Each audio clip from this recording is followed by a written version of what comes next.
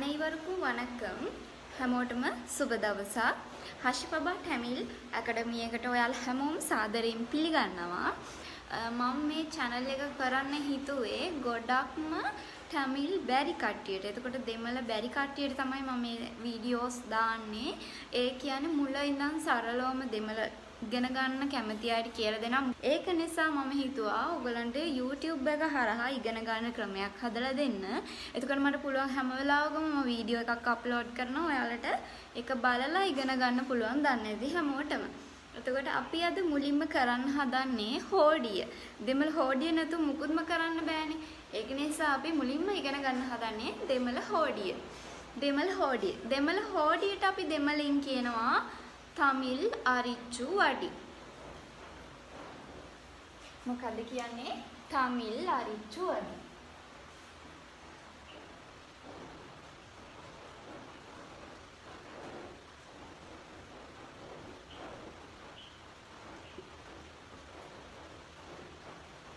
තමිල් අරිච්චු වඩි. තමිල් අරිච්චු වඩි කියලා කියන්නේ දෙමළ හෝඩිය.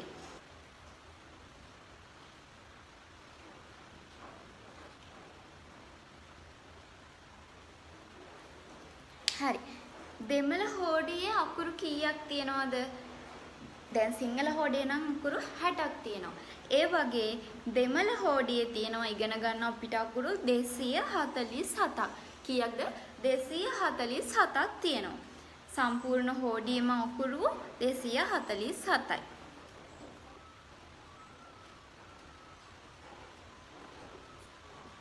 ස්වර අකුරු කීයක් අපිට තියෙනවද? ස්වර අකුරු ඉගෙන ගන්න තියෙනවා අපිට 12ක්. ස්වර අකුරු 12යි.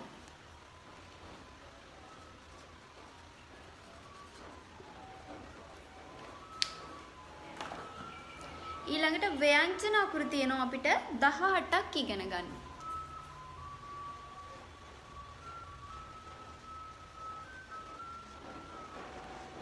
ව්‍යංජන අකුරු 18යි. ඊළඟට ස්වර ව්‍යංජන එකතුව තියෙනවා අපිට ඉගෙන ගන්න 216ක්.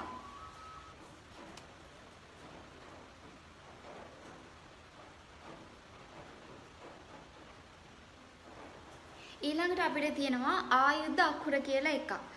ඒක තියෙන එක අකුරයි. ඒක ආයුධ අකුර.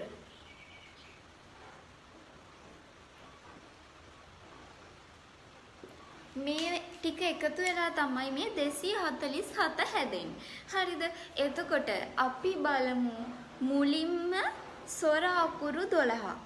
දැන් සිංහලෙන් අ ආ इ ඊ උ ඌ එ ඒ එහෙම තියෙනවා වගේ දෙමළෙනුත් තියෙනවා ස්වර අකුරු 12. ස්වර අකුරු වලට අපි දෙමළෙන් කියනවා උයිර් එලුත් තුක්කල්.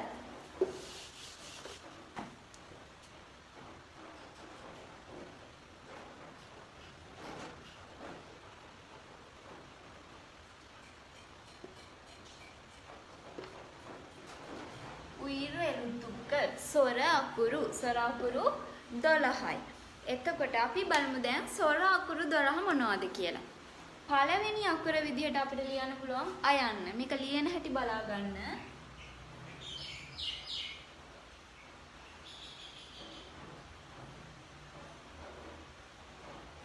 මේක ඇවිල්ලා අයන්න. මේක ආයන්න. දැන් සිංහලෙන් ඈ කියලා දෙකක් තියෙනවනේ. හැබැයි දෙමළෙන් ඇයන්නයි ඈයන්නයි පාවිච්චි කරන්නේ නැහැ. ආ විතරයි. ඊළඟට තියෙන්නේ ඉයන්න. ඊළඟට ඊයන්න. හරිම ලේසි නේද? මේ බලන්නකෝ. ඊයන්න. ඊ කැලි දෙකක් ගහලා මැද්දෙන් ඩොට් දෙකක් තියෙනවා. මේ තමයි දෙමළ ඊයන්න. ඊළඟට ඌ. හරියට නිකන් ඉලක්කම දෙක වගේ. දෙක විදිහට ලියන්නේ නැහැ. මෙන්න මේ විදිහට අරගෙන මෙහෙම ඉරක් ගන්න. ඌ. ඊළඟට ඌ. ඌ යන්න. ඊළඟට අපිට තියෙන්නේ ඒ. මේක එයන්න. ඊළඟට ඒ යන්න. I මේ බලන්නකෝ I අකුර. I අකුර ලියන්නේ මෙන්න මේ විදිහට නිකන් සයන්න වගේ චුට්ටක් සිංහලෙන් සයන්න ලියනවා වගේ මෙන්න මේ විදිහට මේ දෙක එක ළඟ එක සමානව ඉවර වෙන්න ඕන. හරිද? ඊළඟට ඔයන්න. ඔ.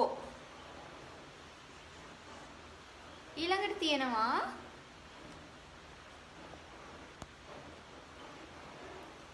ඔයන්න. ඒක මොකද වෙන්නේ? මෙන්න මෙතනින් චුට්ටක් කැරකෙනවා. ඔයන්න වගේමයි චුට්ටක් මෙතනින් කැරකෙනවා. ඔයන්න. ඊට පස්සේ අව් යන්න. අව්. මේ තමයි දෙමළ ගයනු කිත්ත. අව් යන්න. ඔන්න දැන් ස්වර අකුරු 12 දන්නවා. ඊට පස්සේ මොනවද දැන් ස්වර අකුරු 12 කියන්න බලන්න. a i i u u e e i o o au. සාමාන්‍යයෙන් අපි අයන්නට ආන කියනවා. ආයන්න ආවන්න. ඊනා ඊයන්නා ඌනා ඌවන්නා. ඒනා ඒයන්නා අයියන්නා ඕනා ඕවන්නා අවවන්නා. ඔය විදිහට තමයි කියන්නේ. දැන් සාමාන්‍ය සිංහලෙන් අයන්න ආයන්න ඊයන්න ඊයන්න කියලා අපි කියනවනේ. ඒ ක්‍රමය තමයි මේ ආනා ආවන්නා කියලා කියන්නේ. හරිද? දැන් අපි සාමාන්‍යයෙන් දැන් මොන්ටිසෝරි ළමයින්ට ඉඳන් උගන්වන්නේ ආ ඊ ඊ එහෙම ශබ්දේන උගන්වන්නේ. ඒ වගේ දෙමළෙනුත් දැන් ඉගෙන ගන්නේ ආ ඊ ඊ ඒ විදිහට. හරියට අර අයන්න ආයන්න කියලා කියනවා නම් ආනා ආවන්නා ඊනා ඊයන්නා එහෙම තමයි යන්නේ. හරිද? ඊට පස්සේ අපි බලමු දැන් ව්‍යංජන අකුරු 18ක් තියෙනවා කිව්වනේ. ඒ ව්‍යංජන අකුරු 18 අපි බලමු. ව්‍යංජන අකුරු වලට දෙමළින් කියන්නේ මෙයි එලුතුක්ක.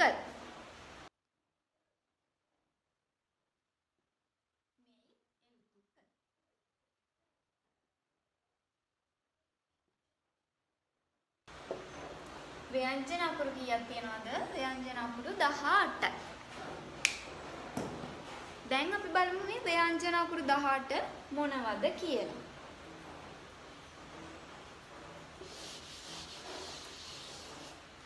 අපි බලමු සිංහල අකුරු. හරිද? දැන් අපිට ලේසි මතක විදිහට මතක් කරගන්න අපි දැන් බලමු ලේසි ක්‍රමයක්. හරිද?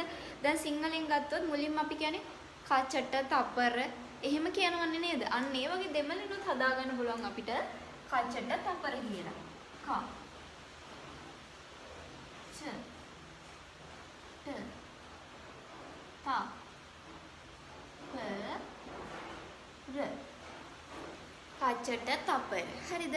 ඔන්න දැන් මම කයන්න ලියලා පෙන්නන්න හදන්නේ. මේ තියෙන්නේ දෙමළ කයන්න. හරිද? මේකට ක ග හ දැන් සිංහලෙන් එක අකුරක් වුණාට ක කියන්නේ මේ අකුරෙන් කියවෙනවා කයන්න ගයන්න හයන්න තුනම. ක ග හ. හරිද? ඊළඟට මෙන්න ඡයන්න. මේ අකුරෙන් කියවෙනවා ස ච දෙකම. හරිද? ඊළඟට ඨයන්න. මේ අකුරෙන් කියවෙනවා මොකද්ද? ට ඩ දෙකම. හරිද? සාමාන්‍යයෙන් අපි ව්‍යාකරණ වල ව්‍යංජන අකුරු ලියනකොට හල් කිරීම පාවිච්චි කරනවා. හරිද? ඒ කියන්නේ ව්‍යංජන අකුරු 18ටම අපි හල් අකුරු විදියට තමයි පාවිච්චි කරන්නේ. ඔන්න එතකොට දැන් ඔයාලට හල් අකුරත් ලියන්න හුරු වෙනවා. හල් කිරීම දෙමළෙන් කොහොමද එන්නේ කියලා. හරිද? හල් කිරීම දෙමළෙන් එන්නේ මෙන්න මෙහෙම. මෙන්න මේ අකුරට උඩින් පොඩි ඩොට් එකක් තියෙනවා. මෙන්න මෙහෙම ඩොට් එකක් තියෙනවා. මේ තමයි හල් කිරීම. උඩින් තියෙන ඩොට් එක. එතකොට මොකද වෙන්නේ? මේ අකුරු ඔක්කොම මෙන්න මේ විදිහට හල් වෙනවා. මේ තමයි ව්‍යංජන අකුරු ලියන විදිය. ව්‍යංජන අකුරු වලට හල් කිරීමක් එකතු වෙනවා. හරිද? එතකොට මේ තියෙන්නේ තයන්න. එතකොට අල් තයන්න ලියන්නේ මෙන්න මෙහෙම. මේ කයන්න වගේමයි යටට කෑල්ලක් එනවා. ඊට පස්සේ මේක අල් පයන්න. මේ අකුරෙනුත් මේ මම ප්‍රධාන අකුරු ටික ගත්තේ ඒ හැම එකකින්ම අකුරු දෙකක් හෝ දෙකට වැඩි ප්‍රමාණයක් කියවෙනවා. හරිද? එතකොට තයන්නින් කියවෙන අනිත් අකුර තමයි ද. අල් දයන්න. ත ද. ඊළඟට පයන්නින් කියවෙන අනිත් අකුර තමයි ප බ. මේ දෙක කියවෙනවා. ඊට පස්සේ අපි බලමු රයන්න.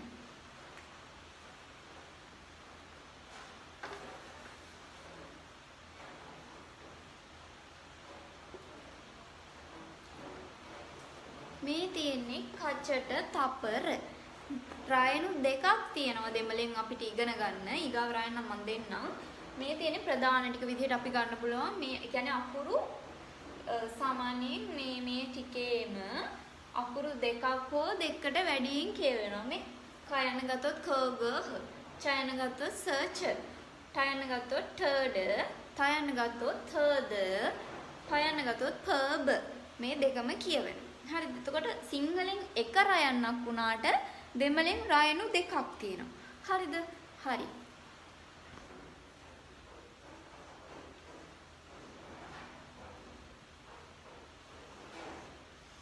මෙන්න මෙහෙම.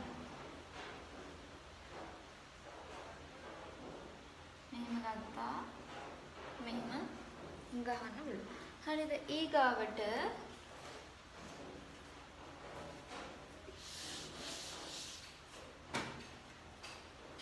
කයන්න බැඳි ෂයන්න. කොහොමද අපි ලියන්නේ? ෂ. මෙහෙම ගත්තා. මෙන්න මෙහෙම. ඒ කියන්නේ අපි සිංහලෙන් කයන්න මෙන්න ෂ. මෙන්න මේක අපි ලියන්නේ දෙමළෙන් මෙන්න මේ විදිහට. එතකොට මේක කයන්න දෙමළ කයන්නයි මේ පානුෂයන්න දෙක එකතු වෙලා තමයි ඒක හැදෙන්නේ. මේ හරි. මේ තමයි ඒ අකුරු පහ. මීට අමතරව ශ්‍රී අකුර. දෙමළ අර ශ්‍රී ලංකා කියලා ලියනකොට ශ්‍රී අකුර. මෙන්න මේ විදිහට ලියනවා. සමහර තැන්වල මෙන්න මෙහෙම ඉන්නත් පුළුවන්. මෙන්න මේ විදිහට ඉන්නත් පුළුවන්.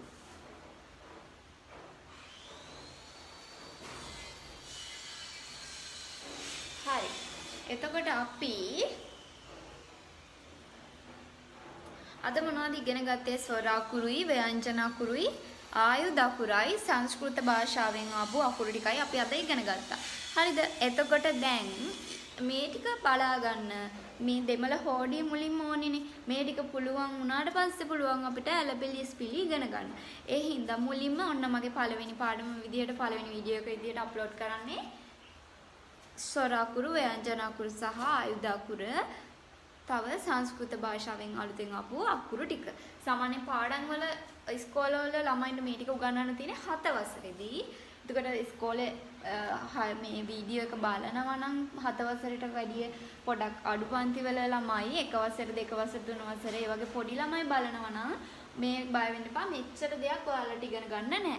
මේ ටික තියෙන්නේ 7 වසරෙන් උඩ ළමයින්ට. හරිද? හරි. එහෙනම් හැමෝටම සුබ දවසක් කියලා ප්‍රාර්ථනා කරනවා. ආයි වීඩියෝ එකකින් හම්බ වෙමු.